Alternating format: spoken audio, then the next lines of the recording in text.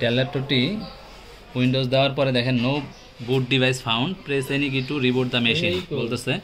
তো আমরা যেহেতু উইন্ডোজ ফুললি নিচে, তো আমরা এখন বায়োসে ঢুকে দেখবো এটা কি কারণে এরকম করতেছে। আমরা ডেলের F2 চেপে বায়োসে ঢুকবো।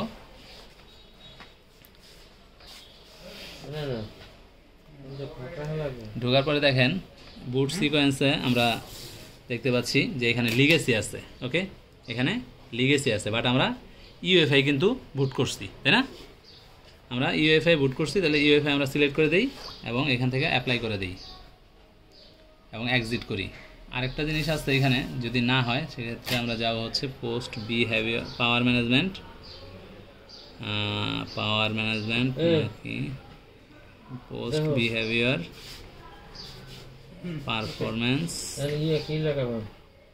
মাল্টিকোর ইন্টেল সিস্টেম কনফিগারেশনে যাই, দেখি সিস্টেম এই সাতা অপারেশনটা দেখবেন, ঠিক আছে?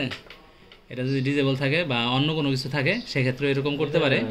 তো এটা যেহেতু এসিএ আছে কোনো সমস্যা নেই, তাহলে আমরা এক্সিট করে বের হয়ে যাই।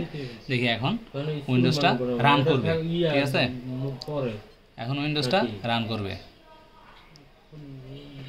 দেখি আর কি ডাইরেক্ট অফ হয়ে গেছে নাকি এটা?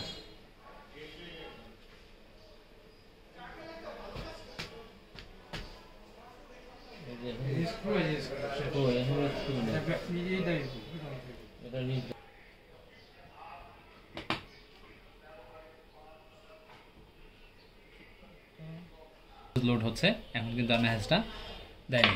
Thank you.